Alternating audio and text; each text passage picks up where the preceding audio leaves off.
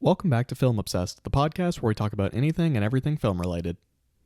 Hey guys, and welcome back.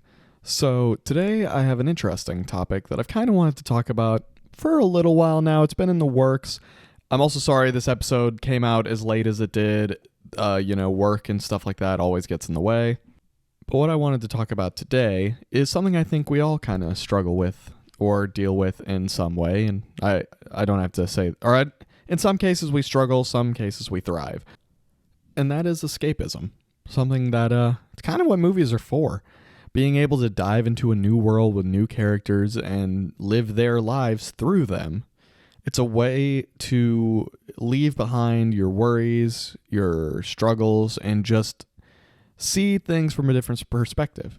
If it's a fantasy, maybe you don't get to go on adventures yourself, so you watch these adventure movies so that you can experience them through someone else. Maybe you are single and lonely, so you watch a lot of romance films to experience romance again through other people. Now, with all these things, while there is a lot of good that can come from escapism at times, everyone needs a break. There are also bad things that can come from it. You see, the problem with escapism sometimes is that some people, and I've fallen to this, is that you get too absorbed into those lives. When I rewatched Harry Potter recently, I ended up getting sad because I finished the franchise and I had nothing else to watch. I wanted more time with these characters. I felt like they were my actual friends because I've just watched like 16 hours or 16 plus hours of content with them, and I just wanted more. It was just really entertaining. So then I know some friends who get way too heavily involved in their celebrity crushes and the movies that they're in because they don't have relationships, so they dive into those. I've done this before too. We all have at some point. We all got celebrity crushes, whether you think you do or you don't. Everyone does. But like I said, there can also be some good. As a lot of you know, I work at a movie theater, so naturally I'm surrounded by movies and film and the talk about it. So for me, it kind of goes hand in hand. But it also gives me a chance to really think about them more because I see so many films. So sometimes when I watch a movie, I'm watching it from an analytical perspective of like, okay, what's good about this movie? What isn't good about this movie? But then other times, like when I saw The Batman the first time, I was like, okay, I just want to enjoy this. I'm going to turn my brain off. I'm not going to go into deep thought about it. I just want to enjoy the movie that I am watching.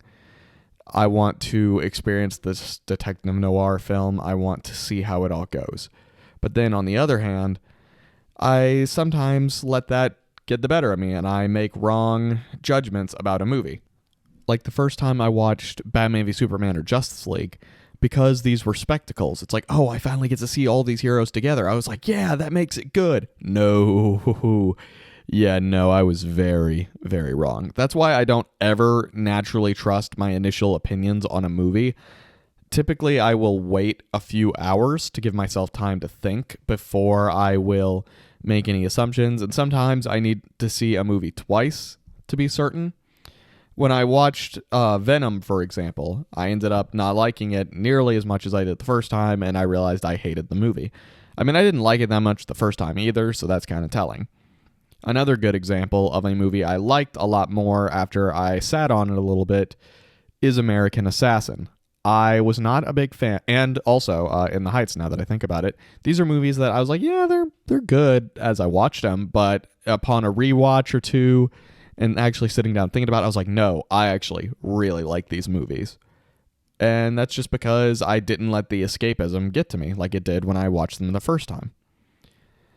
One of the things that I think is kind of interesting about escapism into movies is that there's really a wide variety because it all depends on your genre. Like I mentioned earlier, it could be romance for loneliness. It could be adventure movies for lack of adventure.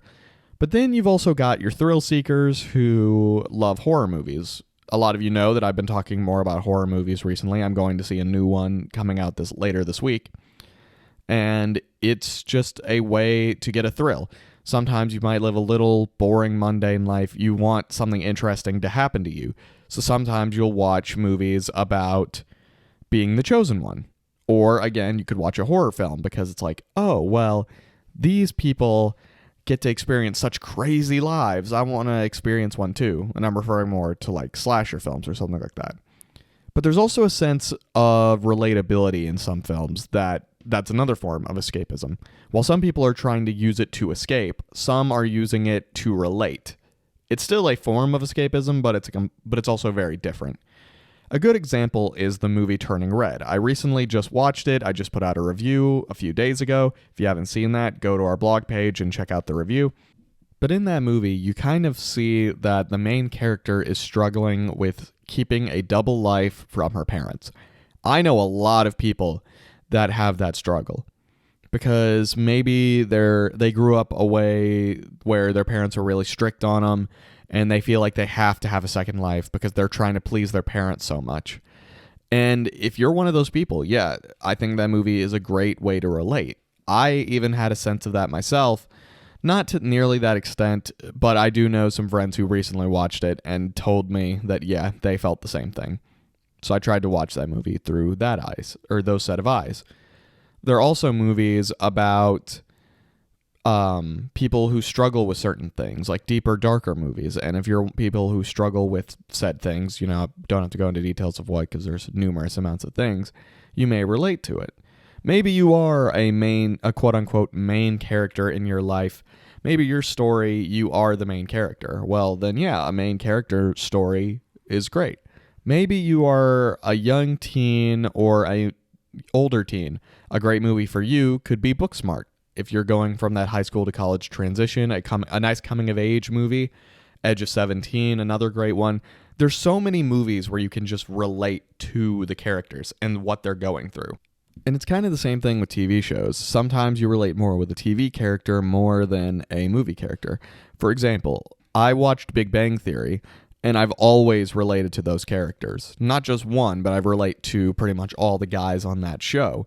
I've been where they are, being a nerd and all that, especially a movie nerd and a comic book geek, and I relate to them. So for me, that was a good, realistic, more relatable take. My favorite form of escapism tends to be the drama category.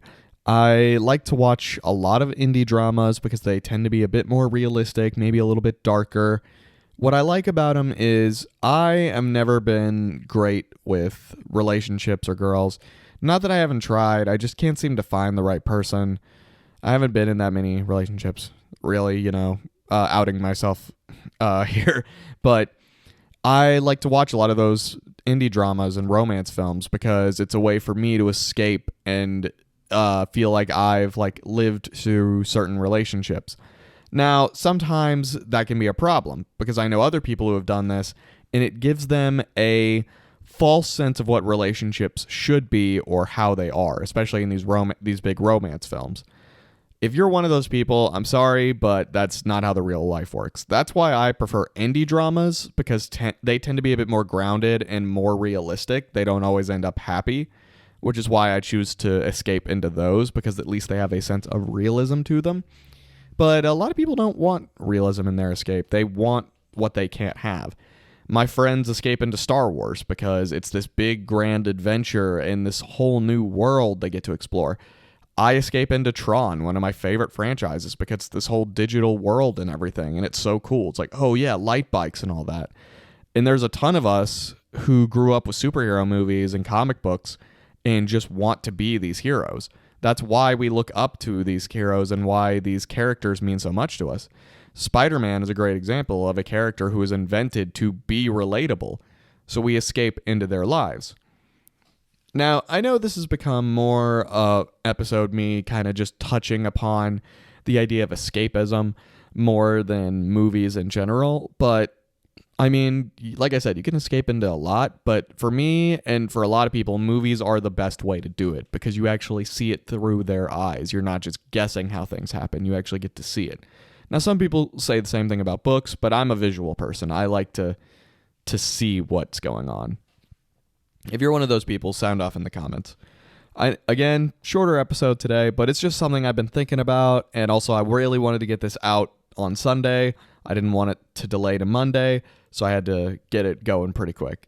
So yeah, guys, leave a comment Let me know what you think. Go to our website at www.theobliviousco.com and let me know what you guys think. Subscribe. Let us know. Download the episode. Share it with your friends. Yeah, guys. Have a nice day.